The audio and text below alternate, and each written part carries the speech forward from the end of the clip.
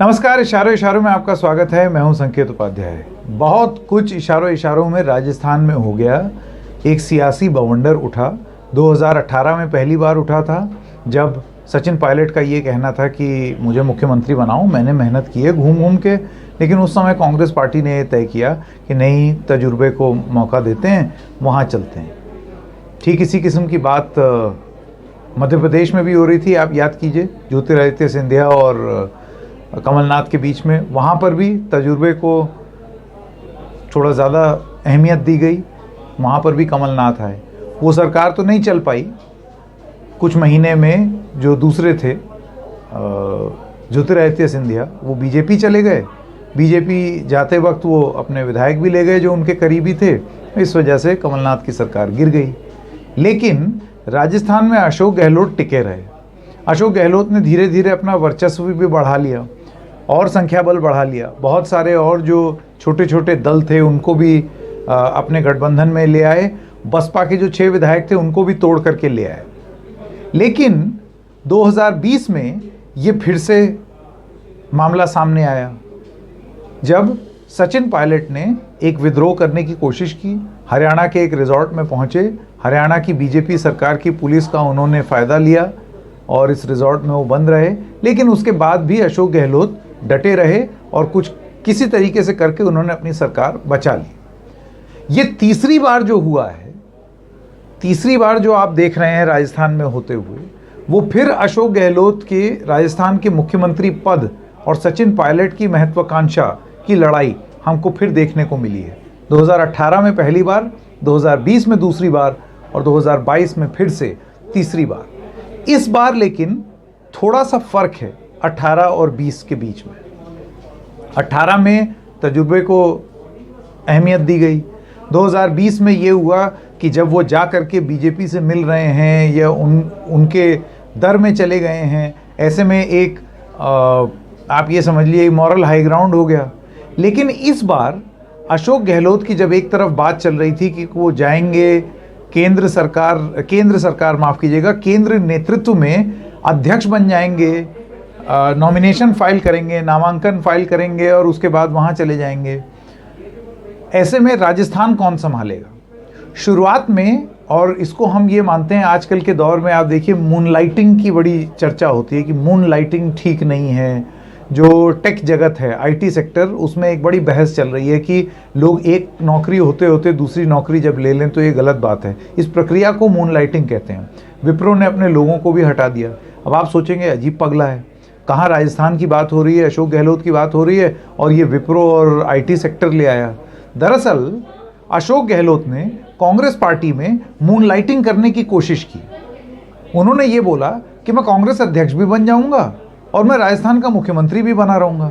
इस चीज़ को लेकर के कांग्रेस में काफ़ी ओहापोह के बाद ये हुआ कि चलिए ठीक है, मैं अध्यक्ष बन जाऊंगा। लेकिन फिर ये सुगबुगाहट होने लगी कि ये एक मौका तो नहीं बन रहा है सचिन पायलट को मुख्यमंत्री बना देने का। सचिन पायलट गांधी परिवार के बेहद करीबी हैं और अगर अशोक गहलोत हटते हैं तो सचिन पायलट शायद एक बड़े ऑब्वियस चॉइस की तरह मुख्यमंत्री बना दिए जाएं। इन सब चीज़ों को देखते हुए अपनी ही सरकार के खिलाफ या अपनी ही पार्टी के खिलाफ एक मोर्चा खोल दिया है अशोक गहलोत ने। विधायक कल रात यानी कि संडे की रात को इकट्ठे हुए और 90 से ज़्यादा विधायकों ने बोला कि हम तो सिर्फ और सिर्फ गहलोत जी को चाहते हैं या फिर गहलोत जी के करीबी अगर कोई विधायक हों वो मुख्यमंत्री बने, ना कि वो लोग जो कि सरकार के खिलाफ और पार्टी के खिलाफ षड्यंत्र रच रहे थे। इशारा साफ था सचिन पायलट की तरफ। ये सब गए स्पीकर के पास। ये बोला गया कि एक बस में भर के स्पीकर के पास जाएंगे और वहाँ इस्तीफ़ा दे देंगे। अभी तक इस्तीफ़ा तो हुआ नहीं है, लेकिन एक एक करके जो सेंट्रल ऑब्जर्वर्स हैं उनसे मुलाकात की। सेंट्रल ऑब्जर्वर से एक एक करके मुलाकात की बात करने से मना कर दिया इन विधायकों ने। इन्होंने बोला नहीं, हमको ग्रुप में मिलो। तो एक चीज़ बड़ी साफ हो गई है कि अशोक गहलोत ने उनके करीबी जो विधायक हैं, जो कि 90 से ऊपर हैं, 200 लोगों की विधानसभा है राजस्थान, उसमें से आप अगर ये सोचिए करीब 120 है स्ट्रेंथ कांग्रेस और उसके जितने घटक दल हैं उन सबको मिला लें, उसमें से 90-92 अगर ये बोलें कि हम तो अशोक गहलोत के साथ हैं, तो फिर क्या चांस बचेगा सचिन पायलट के पास? ऐसे में कांग्रेस आलाकमान क्या कोई फैसला अशोक गहलोत के खिलाफ ले सकती है, या एक सचिन पायलट या नॉन अशोक गहलोत लॉयलिस्ट को आप क्या मुख्यमंत्री बना पाएंगे? ये चीज करने की कोशिश की, लेकिन ऐसी स्थिति में जब अशोक गहलोत ने सीधे सीधे गांधीज के खिलाफ एक फ्रंट खोल दिया है, सचिन पायलट के खिलाफ तो खोला ही था, याद कीजिए, निकम्मा नकारा न जाने क्या क्या 2020 में बोल गए वो, लेकिन अब गांधीज के खिलाफ एक सीधा फ्रंट खोल देने के बाद अशोक गहलोत के साथ क्या होगा? क्या वो राजस्थान के, देखिए एक चीज तो साफ है कि अब वो नामांकन फाइल करें और उसके बाद कांग्रेस के अध्यक्ष बन जाएं, ये तो बड़ी दूर की कौड़ी लगती है। अब ऐसा तो नहीं हो सकता है कि इतनी बड़ी बगावत कर देने के बाद उनको आप कांग्रेस अध्यक्ष बना दें। बना देंगे तो उसके बाद एक अलग किस्म की समस्या सामने खड़ी हो जाएगी। लेकिन क्या ऐसे में अब वो राजस्थान के मुख्यमंत्री भी बने रहेंगे? और अगर वो राजस्थान के मुख्यमंत्री नहीं बनते हैं तो क्या कांग्रेस कुछ उस तरीके की कार्रवाई कर सकती है जो उन्होंने कैप्टन अमरिंदर सिंह के खिलाफ की थी? और अगर कैप्टन अमरिंदर सिंह की तरह की कार्रवाई की कि ठीक है, विधायकों का ये कहना है ना कि अशोक गहलोत की जगह सचिन पायलट नहीं आ सकते, तो ठीक है, नहीं आएंगे सचिन पायलट, उनके बदले में हम कोई और कर देंगे, जो विधायक चाहेंगे वो कर देंगे। और उसके बाद विधायक बोल दें कि हाँ, जैसे सीएलपी में होता है ना, कांग्रेस लेजिस्लेचर पार्टी में एक लाइन का एक संदेश होता है कि हम ऑथराइज करते हैं केंद्रीय नेतृत्व को कि वही फैसला कर दें। और उसके बाद फैसला ये हो जाए कि कोई चन्नी टाइप मुख्यमंत्री, चरणजीत सिंह चन्नी टाइप मुख्यमंत्री राजस्थान को मिलेगा अगले 1 साल के लिए। 2023 में चुनाव है, न सचिन पायलट और न ही अशोक गहलोत, तो आपने दोनों ही लोगों को निपटा दिया। ये एक पॉसिबिलिटी है। दूसरी बड़ी बात यह है कि क्या ऐसा होगा कि केंद्रीय नेतृत्व ये तय करे कि हमें अशोक गहलोत की अब नहीं सुननी।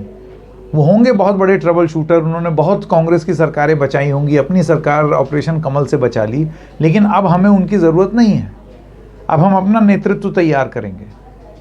ऐसे में जब केंद्र नेतृत्व इस तरीके का कोई फैसला ले ले, जैसे उन्होंने कैप्टन अमरिंदर सिंह के मामले में ले लिया था, तो क्या फिर कांग्रेस विधायक, यहां पर तो आप देखिए कि बहुत सारे भारी संख्या में विधायक कैप्टन अमरिंदर सिंह के साथ नहीं रहे, वो सब कांग्रेस पार्टी के साथ ही रहे। तो अगर उस तरीके का फैसला यहां पर कांग्रेस पार्टी ले लेती है राजस्थान में, तो ये जो 90-92 विधायक अशोक गहलोत को अपना नेता माने हुए हैं, क्या वो तब भी माने रहेंगे? कहीं ऐसा तो नहीं हो जाएगा कि पीछे से ये विधायक जो हैं ये घूम करके वो बोलेंगे कि अगर गहलोत और गांधी में चुनना है तो फिर हम गांधीज के पास जा रहे हैं, फिर गहलोत जी क्या करेंगे? कहीं ऐसा ना हो कि न माया मिली ना राम। लेकिन एक चीज जान लीजिए, अशोक गहलोत एक जादूगर थे। अशोक गहलोत जादू करते थे और उनकी छवि भी कुछ कांग्रेस में इसी तरीके की है कि जब एकदम अनहोनी मान ली जाए तो गहलोत जी कुछ ऐसा कुछ स्पिन दे दें या कुछ ऐसा कर दें जो किसी ने ना सोचा हो। अब तक तो उन्होंने बीजेपी को घुसने नहीं दिया। अभी हाल में जो राज्यसभा के चुनाव हुए थे उसमें बीजेपी एक सीट निकालना चाहती थी, नहीं निकाल पाई। गहलोत जी की राजस्थान की कांग्रेस ने ये होने नहीं दिया। तो जिस व्यक्ति को बीजेपी नहीं तोड़ पाई, जिसके राज्य में बीजेपी सेंध नहीं मार पाई, उसको क्या कांग्रेस कमजोर कर सकती है? या क्या अशोक गहलोत कांग्रेस को राजस्थान में कमजोर कर देंगे? बहुत ही इंटरेस्टिंग होगा ये देखना कि आलाकमान अब आगे चल के क्या फैसला लेता है, और उस फैसले के बाद अगर गहलोत साइडलाइन होते हैं तो क्या वो सही में साइडलाइन हो पाएंगे? क्या कांग्रेस ये फैसला ले पाएगी, या फिर चन्नी मॉडल के हिसाब से आगे बढ़ना पड़ेगा? और चन्नी मॉडल क्या है? 2 लोग थे, एक गांधी परिवार के करीबी नवजोत सिंह सिद्धू और दूसरी तरफ कैप्टन अमरिंदर सिंह। कैप्टन ने बोला इस आदमी को तो मैं नहीं आने दूंगा। तो उसके बाद हुआ क्या कि नवजोत सिंह सिद्धू तो बने नहीं मुख्यमंत्री और कैप्टन अमरिंदर सिंह को भी हटा दिया। और चन्नी मुख्यमंत्री बन गए। यानी कि एक ही झटके में कांग्रेस पार्टी ने दोनों जो धड़ थी उनको बराबर कर दिया केंद्र नेतृत्व ने। तो क्या वही चीज़ राजस्थान में भी होगी कि सचिन पायलट अब कुछ टाइम रुकें, अशोक गहलोत को ठंड लगा दी जाए और उसके बाद चन्नी टाइप कोई आ करके बैठ जाए राजस्थान में? क्या ये मॉडल चलेगा? पंजाब में तो चला नहीं क्योंकि बड़ी दर्दनाक हार हुई कांग्रेस पार्टी की। राजस्थान में चलेगा? और क्या कैप्टन अमरिंदर सिंह में और अशोक गहलोत में कोई फर्क है? हमारा ये मानना है जमीन आसमान का फर्क है। देखना होगा, ये लड़ाई अभी जारी है क्योंकि राजस्थान का सियासी बवंडर अभी थमने का नाम नहीं ले रहा। तो इशारों में बस इतना ही। हम फिर मिलेंगे किसी और मुद्दे के साथ। तब तक के लिए नमस्कार।